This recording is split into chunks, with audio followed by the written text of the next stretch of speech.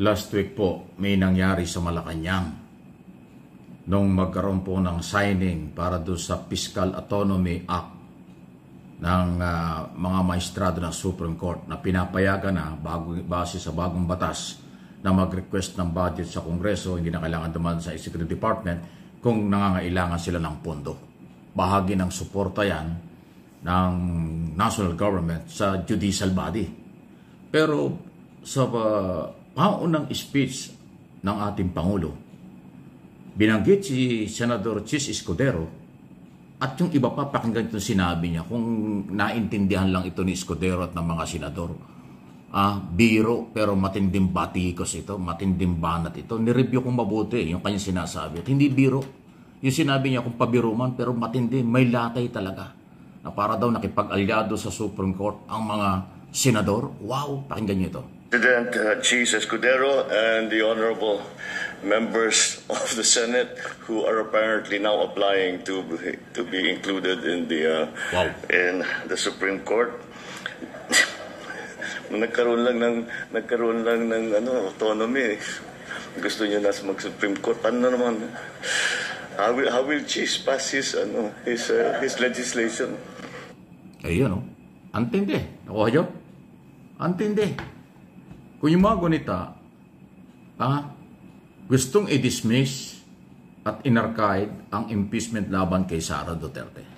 Dahil ang sabi ng mga 19 na mga senador sa pangunguna ni Senate President Escudero, meron ng ruling ang Supreme Court na hindi pa naman final pero kanilang sinunod at kanilang isinuko na ang kanilang constitutional duty na sila ay mag-trial kasi sa saligang batas, try and decide.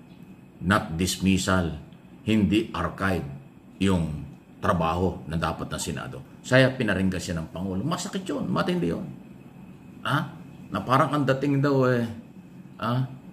parang naging kaalyado at iba ang dating ng Senado sa Supreme Court. Ay nandun si Escudero sa harap. Alam niya yun. Abogado siya, Senate President siya. Pinaringgan siya ng Pangulo. Mabait lang ang Pangulo, hindi garapal magsalita, hindi brutal magsalita. Sa pabirong salita, may tama ka. Kasi alam ng Pangulo na hindi naman trabaho ng Senado ang mag-dismiss at maglagay sa archive at hindi trabaho ng Senado na sumusunod na lang sa Supreme Court. Dapat panindigan ang kanilang trabaho. Constitutional duty, inuulit ko. Ang ating Pangulo ay dating congressman, dating senador, kaya alam niya ang trabaho ng Senado. Pero sa kanyang observation ng Pangulo at ng mamamayang Pilipino na parang sumusunod-sunod sa Supreme Court kahit na hindi pa final ang desisyon dahil ang mga senador ay pro-Duterte.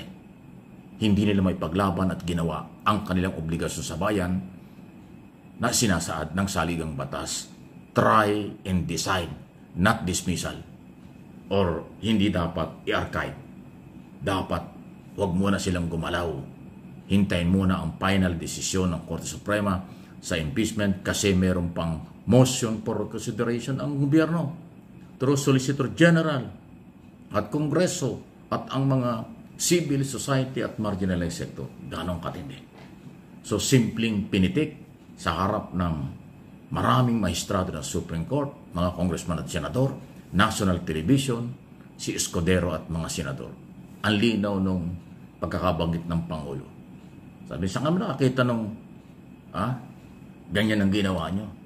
Nagkaroon lang ng, ginamit lang yan, fiscal autonomy, parang gusto nyo maging member na kayo ng Senado. Wow! Ng Supreme Court. Ganon katindi yung pitik ng Pangulo. Kung nakakaintindi si Escudero at alam ko namang naintindihan yan, delikadesa lang. Paano ka ngayon nahaharap? Hinubarang ka ng Pangulo sa harap ng national television at sa Malacanang Palace pa. Yung sinampulang ang mga senador gustong kumampi sa maestrado ng Supreme Court. Grabing pumitik, grabing sumundot si Pangulong Marcos. Pero sa isang banda, mas okay ang ganyan kaysa sa dating Pangulo na palamura, mumurahin ka kaagad, huhusgahan ka kaagad. Ganun ang style nun Ito na ang ating Pangulo, hindi. Paparinggan ka, dadaanin ka sa biro, pero may laman, may dating. Kung hindi nyo naintindihan, ay sorry na lang. Please like and share, subscribe and follow sa isyong ito. Okay? Sunod na ating pag-usapan ito. Sana ay maayos na sa lalong madaling panahon kasi meron pong hindi nangyayaring maganda sa pagitan ng NAPOLCOM, Department of Interior and Local Government, at PNP Director General, sa katauhan ni General Torre at ni Secretary Remulla bilang DILG Secretary at Chairman ng National Police Commission. Ito ay naging topic ko na isang araw kaya sabi ko dapat matapos na ito kasi baka makasira sa kampanya ng pulis laban po sa mga iba-ibang krimen sa ating bansa. Yung to serve and protect, dapat mataas ang moral ng PNP under General Torre. Pero kanya pong ginawa ang reforma, reshuffle, pagpapalit ng mga Chief of Police, Regional and Provincial Director sa buong Pilipinas. Kinontra ng NAPOLCOM. Hindi lang sa salita, hindi lang sa media.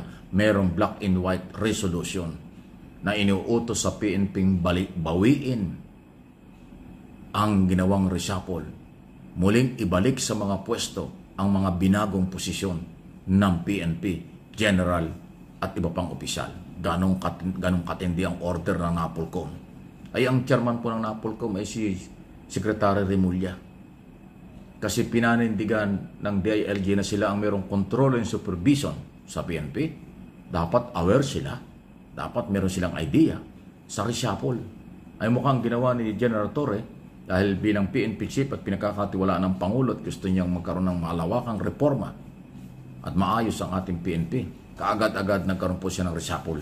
Pagpapalit-palit ng mga regional mula ho sa number 2, number 3 ng PNP hanggang sa mga regional at provincial director binago ni Torre. Ay ngayong kinukontra na po. So magitan ng resolusyon ng NAPOLCOM. Hindi biro yan. Madedemoralize ang PNP. Although ngayon mayroong report na yung mga PNP official ay sumusuporta kay General Torre. Siguro ito yung mga nailagay sa mga sensitibo na mga posisyon. Yung nagkaroon ng mga posisyon na dating wala silang posisyon, ngayon nagkaroon ng mga pwedeng regional director, provincial director, under General Torre. Ay ang problema, ang order ng NAPOLCOM ibalik sa dati. Wow! Hindi ho biro yan. Hindi biro po yung banggaan na yan. Hindi ho biro yung isong yan. Meron hong namamag-itang hindi magandang coordination o pwedeng relasyon. Akala natin in public, nakikita sa television, nag-uusap silang dalawa, nire-respeto ni General Torre si Secretary Remulla, pero bigla namang itong NAPOLCOM ay gumalaw ng ganito na hindi naman pwedeng hindi alam ni Remulla yung galaw, yung resolution ng NAPOLCOM kasi nga siya yung chairman yan. Wow! Ano inyong masasabi diyan? Kaya sabi ko sana maayos sa lalong madaling panahon dahil mahalaga ang papel ng DILG at ng PNP sa peace and order sa ating bansa.